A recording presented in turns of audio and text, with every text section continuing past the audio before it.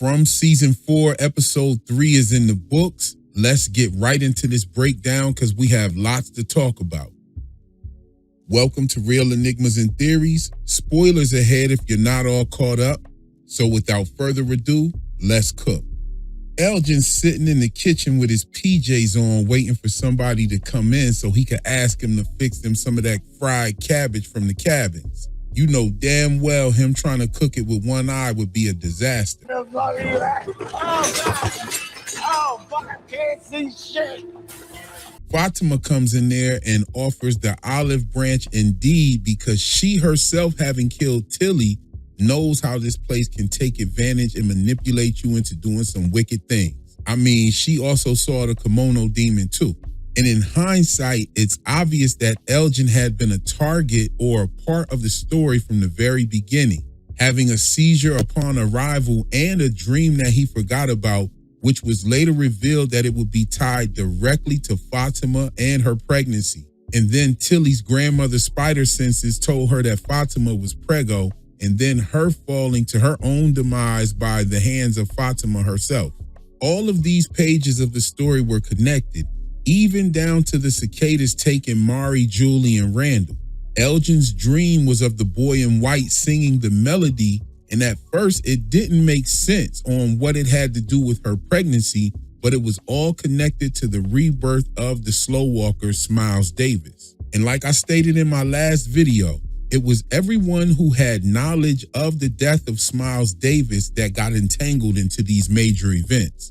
The only person that didn't suffer some kind of consequence was Donna, unless you consider Randall going upside her head, which ended up healing the very next day. Even Christy got her leg caught in that bear trap, so that was her consequence right there.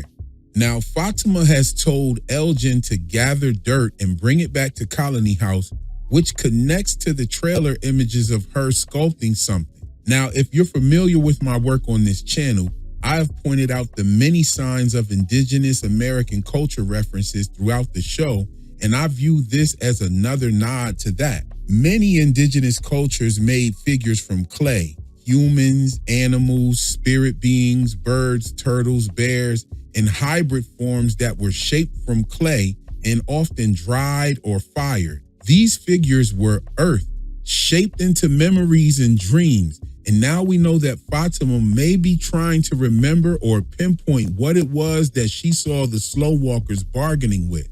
I mean, I think it's even crazy that Elgin is even living in the same house with Fatima, but I guess that's to make everything look good as far as not telling the people what really went down in that root cellar. I mean, he should have just taken his shit to the clinic just in case that eye socket got infected. That's disgusting. But looking at all of this in hindsight, I find it rather convenient that Donna's notion not to tell anybody about the monster being dead and to burn the body might have saved everyone that didn't know about it. You know, knowledge comes at a cost. Paula did get broken, but as I stated in a previous video, I think Reggie was hearing voices and being haunted by something which may have marked himself and Paula. Something told him to go kill Boyd, and the man in yellow directly quotes Reggie about humans being fragile and easy to break. I showed that in a previous video. That leaves everybody that was at the clinic the night Smiles Davis was killed, and Julie, because Elgin gave her that knowledge when they were hanging out at the pool.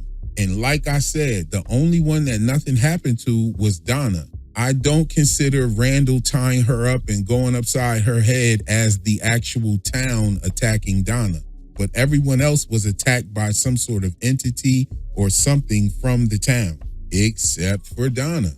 You don't find that suspicious? You don't find that suspicious? You don't find that suspicious? Now, don't get it twisted. I'm not saying that she's a mole, but I do think she knows something. And besides, keeping that knowledge away from the people and the other travelers, it did keep them safe because we know that knowledge comes at a cost. And Donna keeping certain bits of information away from the travelers may be her way of protecting them. Now, I've been wondering if Jay plays the violin again, would he get some memories coming to him? But I don't know why he's not trying to do that again. but I think it might be because of what Tabitha said to him in the barn. So he's trying other ways to unlock some memories by various means of meditation. Him sitting Indian style on the table is very reminiscent of Tilly sitting with her prayer circle and the figures on the talisman. But I also have noticed this with Ethan when Tabitha came back and Jim was kneeling his Hiram Abiff gesture while pouring the libation. And just like Fatima using the earth from the ground to sculpt, these gestures of kneeling and sitting cross-legged are akin to the grounding and earthbound ritual structure connected to memories, dreams, and past lives. Jade floating at the Brundles was also a sensory meditation technique like 11 on Stranger Things, and also connects to Tony Teflon's theory about the TV show Fringe. Jade asked Boyd for some of that ooh-wee LSD so he could get lifted like Miranda and Henry when they were high on acid. And Jade finding those mushrooms are directly tied to him being the Cromanacle and Tien Chen being his lonely dragon. She used to make the tea in this place. So I guess, I don't know, it's beer, a little bit of shrooms, and my baby. And Tien Chen gave Jade the book of symbols from the storage room that contained a picture of Victor and Christopher, which ended up being a major piece of the puzzle. And it was never mentioned on the show, but I remember an interview with Elizabeth Moy, who plays Tien Chen. She had an interview on Teflon TV, and she identified the tea as mushroom tea. Now, Jade is one of the Cromanacles, and Tien Chen was his lonely dragon. Tabitha was the other Cromanacle, and Victor was her lonely dragon. Tien Chen had the storage room of things of other people's, and Victor was a hoarder of things of other people's as well. And the Cromanacle has been referred to as a male and a female on the show, and Tabitha literally says in episode 3 that there were going to be 2 Cromanacles. Jade Herrera has 11 letters, and so does Tien Chen Lu. That also is an 11-letter name. So that's how it connects to Jim as well, because he also has Jim Matthews, which is 11 letters. And when it comes to the tea, Jade would call Jim Teacup, making a reference to the amusement park rides that Jim had engineered, back at home. Last season, I did a Yellow Brick Road video entitled Let's Get High. And I noted all of the times that getting high or high was mentioned on the show. So look at how many times tea was mentioned on the show.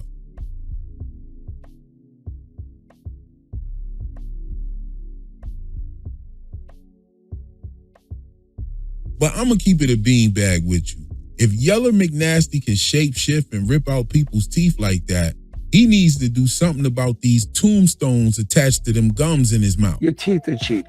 Your dentist played you. Your new name is Cheap Teeth. And those suits are funny that you're wearing. They're like old school Steve Harvey suits. Nah, for real though. I'm no dentist, but I found it strange that the root of that tooth was black. And I wonder if it's from the way that she killed him with her powers.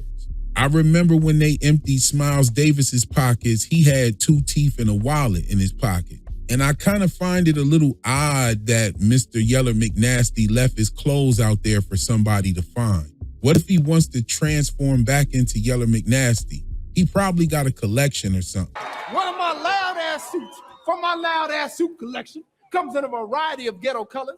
Flavor eyes yellow. And for all you people at home watching, I am wearing all yellow. And where did the suitcase go anyway?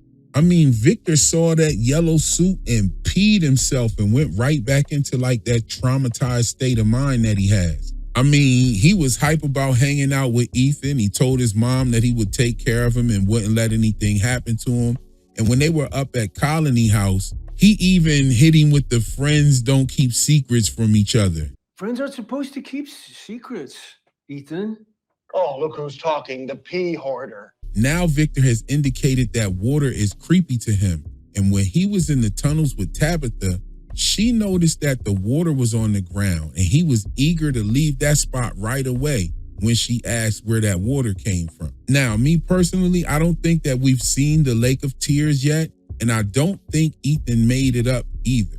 As I've been stating on this channel since season 2, I think they've all been there multiple times, and we'll talk more about that in a minute. But Ethan knew about the Lake of Tears simply because he was there before. All of this has happened before with slightly different details and events of cycles. This is why we saw the suitcase in the tunnels, and now we see it buried in a shallow grave near these ruins. Not only do we have cycles of time periods with different travelers, but we also have multiple time where each group of travelers repeat their part of the story over and over with the grand cyclical pattern. But we'll talk more about that a little later. Sophia knows what the crows are, and the crows did not show up at the priest when he stopped at the tree. However, when they showed up to the funeral, Sophia was clearly bothered by it. I would even say she was shook. Randall didn't even look up at the crows at all, but Sophia was definitely shook by their presence. So I think when she was asking Kenny about it, I think she was genuinely trying to find out from Kenny if this had ever happened with the crows before. Now, back in season 2, I stated that Jim is connected to the crows and may even be a descendant of the architects of that lighthouse. That would also make Ethan and Julie connected. We already know Tabitha's connection as far as her dreams as a child and her connection with Miranda, but Jim has also given us clues to his connection to this place. He cawed like a crow in the RV while they were still driving, and then he flapped his arms in episode 3 as well. The Chromonacle book was first presented to us by Jim, and that title suggests the ideals of crowmen, as in Chromonacle or Chromonacle. The show presented a Civil War soldier, and the Civil War came after the creation of the character Jim Crow. The creator of that character was named Thomas Dartmouth Rice, just like the son of Jim was named Thomas. Jim also presented the Grand Gulagog book, which bears resemblance to the Gollywog dolls from that same time period, and the cover of that book actually rings the same look as the doll. I did a whole few videos about these connections back in season 2, and to see them being retrieved from the falling house brings them right back to the cook-up. And now we have a crow landing right on Jim's grave and at the feet of the remaining Matthew family members. Sometimes crows do funny things.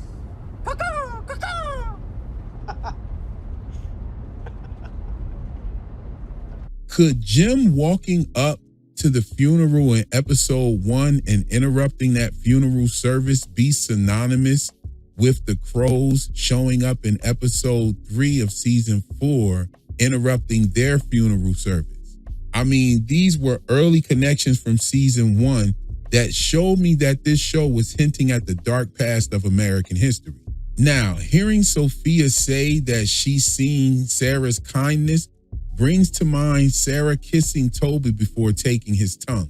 Sophia sat by the priest's bedside the same way Sarah did with Toby, and I'm so positive that this is what she was talking about. And this entire notion is connected to another video I did about Jade in season 2. Jade came into town with Toby, and they were separated immediately. Later on, we find out that Jade is actually a fiddler, and by him playing for Victor and then later playing the melody with the bottle numbers. Jade is also the one who went into the tunnels and saw the roots above the children. Now, before Jade saw the roots during the season 2 finale, I noticed the connection that pointed me to the roots, but I didn't realize that it would be presented in the way that it was on the show. The Alex Haley miniseries Roots had 2 main characters named Toby and Fiddler. The miniseries begins in 1750 with the birth of Kunta Kinte in Gambia, and he was captured as a teenager around 1767 and brought to colonial America and was given the name Toby. From there, the story pretty much follows Toby's descendants through slavery in America until the emancipation after the Civil War around 1865. And with Jade being the one who finds the roots, playing the fiddle, and coming into town with someone named Toby, I don't think that's a coincidence. Check this out. What happened? There was an accident. Hey, what's her name? It's Toby. What's your name? Toby. Now, Toby being targeted directly after his arrival tells me that he may have done something in another cycle that made it so that he had to go. I think the Matthews have been there before as well, and I don't think there was an accident every time. And I believe that Thomas might have survived or not even fell off the changing table and ended up in From Town with them on other cycles. We first heard about the Lake of Tears from the mouth of Julie, and Ethan knew about it as well. Tabitha even mentions getting Thomas from the RV, and it could have been due to the crash and her head trauma, but I think we have more evidence to them being to this place multiple times, and it showed it to us in the very first episode of the series. Here's just a few things. The changing of the train tracks. I did a video entitled The Last Train to Clarksville during season 2, and I pointed out how the area around the tracks changed twice as the RV passed by. And when Ethan first enters the diner, the song Last Train to Clarksville comes on the jukebox. Tabitha actually used the word switchback, and H.G. Wells used that word switchback in The Time Machine to describe a physical sensation of moving through time, comparing it to a switchback, meaning those old roller coaster ride type things or a sudden plunge in motion. Another clue is that teenage slow walker that was on the porch of Colony House. He knew Julie because he had a previous encounter with her. And I don't think that the monsters have some sort of telepathy that enables them to know everybody's names. I think they know everybody's names due to the fact that these things have happened over and over again. Because if they had some sort of telepathy, then when the people were hiding underground in those different spots before they got the talismans, the monsters would have just been able to go pick them off one by one if they had some sort of telepathic powers with them. But in a situation where things are happening over and over again with different details and some of the events might be slightly different, none of those hiding spaces are actually in the same place. Real quick sidebar. I always found it strange that the box was located right over top of the place where Boyd and his family hid with Donna and Katri and Dale on their first night. But the biggest clue to the multiple timelines is the different RVs in episode 1. Here we can see the Matthews riding in the RV before and after they encounter the tree. The top of the RV in these shots does not look like the top of the RV from the crash and what we see in seasons 3 and 4. As they roll through town, we still get a clear view of the top of the RV. However, when we look at the RV and the top of the RV in season 4, we can see a circular device at the top right-hand corner. We also have a few notches around the edge towards the rear. You have 2 square objects near the rear. You got the air conditioner unit in the middle and another square vent towards the front. And we can see that the black paint is fixed around these objects in various spaces. And none of this is on the top of the RV that we see as it rolls into town, except for the air conditioning unit in the middle and the front square vent. There are 2 other squares near the rear, but they're in totally different places and there is no black paint at all. I spoke about this on my live stream, and someone suggested that maybe this happened after the crash while the RV had just been sitting there, and some of the people, I guess, went down there and painted on the RV or whatever. But that doesn't explain the different arrangement of the objects on top of the RV. And that whole idea falls apart when you see both versions of the RV were in the very first episode of the series, because the RV with the black paint can be seen during the crash. So this isn't something that people went down there and painted on the RV afterwards or any of that right there. This was something that was deliberately shown to us in episode 1. I definitely don't think that this was a production mistake, just like by the train tracks where the electrical things disappear and they reappear. Let me know your thoughts in the comment section about this. Are we watching one version of this story, Or has From been showing us in overlapping versions from the very first episode?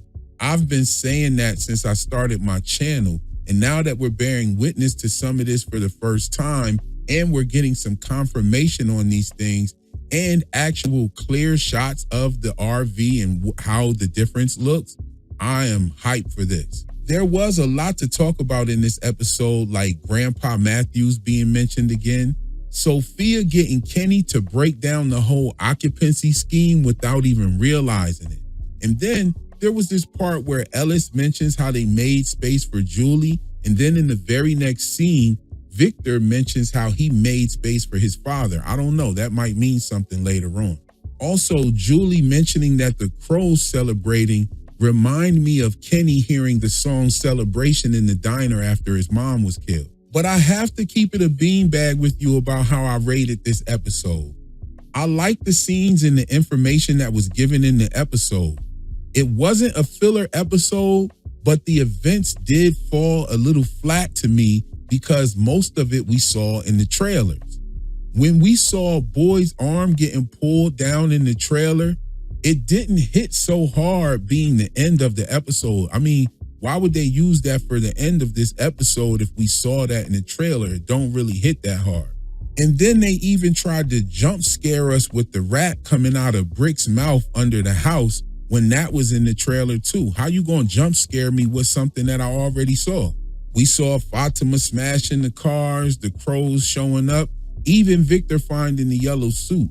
So it didn't have as much fizz as it should have had, being that we saw it in the trailer. That's just my opinion. But anyway, if you like this video, go ahead and do all that dope YouTube stuff. Hype this video up, share it with somebody who watches the show, and in any From groups on Facebook or any other, groups that you're in. I really appreciate you watching my content. And if you're not subbed, hopefully this will be the video to make you do it. That's all for my video this evening. I'll catch you in the next one. Peace.